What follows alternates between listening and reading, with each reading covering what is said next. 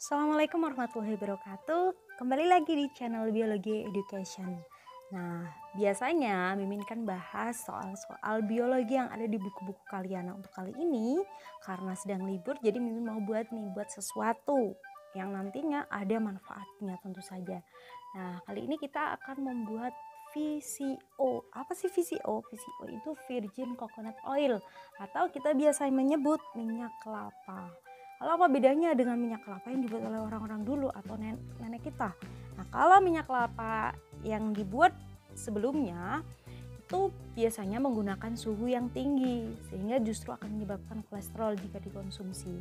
Sedangkan VCO dibuat dengan suhu yang rendah yaitu kurang dari 70 derajat. Tentu saja aman untuk kolesterol. Oh ya, untuk tahun ajaran baru, kalau kalian ada rekomendasi buku yang perlu kita bahas di channel ini, silakan tulis di kolom komentar ya. Silakan tulis buku-buku yang sekiranya digunakan di sekolah kalian, biar nanti kita bahas bersama-sama. Atau bisa juga kalau kalian pengen rekomendasi channel konten apa sih yang cocok untuk channel ini, bisa juga kalian tulis di kolom komentar. Oke, kita kembali lagi ke pembuatan Virgin Coconut Oil. Yang kita butuhkan untuk pembuatan VCO ini, yang pertama tentu saja kita butuh kelapa, kemudian kita butuh wadah ya, wadah untuk takaran, kita butuh, nah ini dia termometer, kita butuh termometer soalnya nanti untuk mengecek suhunya, jadi suhunya tidak boleh lebih dari 70 derajat Celcius. Selain itu kita juga perlu ini selang ya, selang kecil. Ada juga perlu corongnya nggak harus yang kayak gini, corong biasa yang kalian ada di rumah juga boleh. Kalian butuh botolnya, kemudian untuk pemeras santan, dan juga butuh kertas saring ya. Oke, untuk yang pertama yang bisa kita lakukan adalah dengan melubangi botol. Botol ini dilubangi tujuannya untuk apa? Nanti ketika kita sudah dapat santannya, air santannya itu kita endapkan dulu di botol ini. Jadi nanti ketika diendapkan selama kurang lebih sekitar 3 jam, nanti akan terbentuk 2 lapisan. Jadi bagian santannya nanti ada di bagian atas, kemudian bagian yang banyak mengandung air itu ada di bawah, dan nanti kita bisa buka selangnya, kemudian kita keluarkan airnya. Ini dilubangi dulu pakai lilin atau pakai kompor juga bisa. Kita pasang selangnya ya. Setelah kita pasang selangnya, bisa ditambahkan lem tembak supaya selangnya tidak lepas. Nah, seperti ini prosedurnya. Oke, kita lem dulu. Pelan-pelan aja, emang agak susah kalau pakai. Harusnya ini butuh bantuan orang sih, tetap butuh bantuan orang untuk megangin selangnya karena gampang lepas.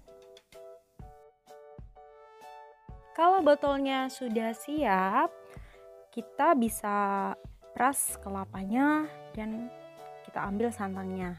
Jadi jangan terlalu banyak ya. Ini Mimin di sini kan pakai 1 butir kelapa, 1 buah kelapa.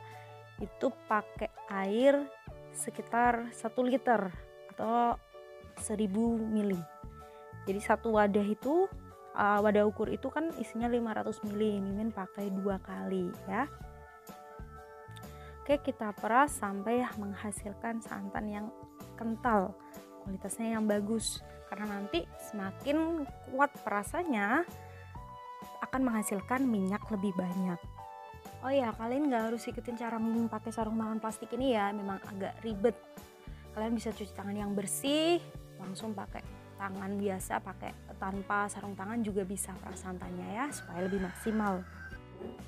Oke, selanjutnya kita masukkan santannya ke dalam botol plastik yang sudah kita siapkan. Pindahkan dulu ya santannya ke gelas ukur seperti ini karena lebih mudah untuk memasukkan.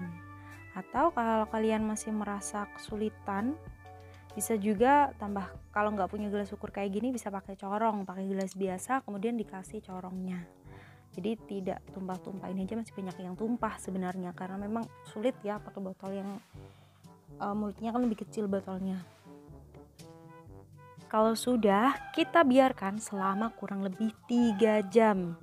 Nah, setelah 3 jam, nah bisa kita lihat kan ada paling atas itu santan dan yang bawah adalah air. Nah, yang bagian bawah ini kita keluarkan melalui selang yang sudah kita buat tadi. Nah, dikeluarkan seperti ini. Nah, awalnya nih Mimin juga kesulitan untuk mengeluarkan karena apa? Setelah karetnya dibuka, ternyata nggak bisa keluar maksimal. Mimin lupa, harusnya tutup botolnya itu dibuka dulu. Jadi inget ya, kalau mau mengeluarkan airnya, tutup botolnya harus dibuka. Mimin lupa waktu itu tidak membuka tutup botolnya. Oke, jadi kalau sudah selesai, yang bagian airnya sudah dikeluarkan, bisa kita tutup kembali botolnya. Nanti airnya akan otomatis berhenti. Nah, oke, setelah itu kita pindahkan santannya. Santannya kita pindahkan ke wadah yang kita gunakan untuk merebus atau menggoreng ya ini ya. Awalnya merebus, kemudian keluar minyaknya jadi menggoreng. Oke, kita pelan-pelan aja, nggak apa-apa. Atau bisa juga kalau kalian gak sabaran pengen cepet, langsung aja dibuka dari atas satu botol. Nah, ini apinya ya pakai api yang kecil. Kalau kalian gak ada termometer di rumah, cukup pakai api kecil aja. Apinya sekecil itu, nanti kita aduk terus.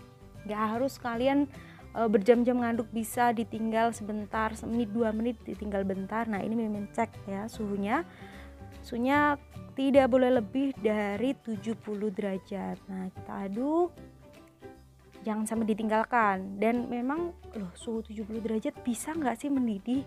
Tetap bisa mendidih ya, lama-lama tetap akan mendidih. Nah, Mimin cek berkali-kali suhunya biar tidak melebihi, dan memang cocok untuk suhu 70 derajat. Apinya memang sekecil yang tadi Mimin perlihatkan videonya di awal. Jadi apinya benar-benar kecil, paling cuma keluar asap-asapnya aja di awal. Nanti kalau dia sudah mulai mengental seperti ini, nah nanti baru bisa mendidih. Oke, lihat ya prosesnya. Nah, lama-lama mengental kok, tetap bisa mengental, tenang aja. Nah, ini udah mulai warnanya berubah jadi kecoklatan. Nah, Mimin saring di sini minyaknya pelan-pelan sampai kelihatan minyaknya sudah habis ya di kelapanya, baru kita saring nih. Kenapa kalau hanya pakai saringan yang tadi, itu biasanya masih ada partikel kecil-kecil dari kelapanya. Jadi Mimin pakai kertas saring. Nah, kertas saring ini sebenarnya optional juga sih. Kalau memang kalian gak ada kertas saring, bisa pakai saringan biasa dan disaring beberapa kali. Nah, ini sebenarnya hasilnya lebih bening, cuma pencahayaan videonya jadi agak terlihat kekuningan. Nah, ini dia proses pembuatan VCO. Selamat mencoba di rumah. Terima kasih. Wassalamualaikum warahmatullahi wabarakatuh.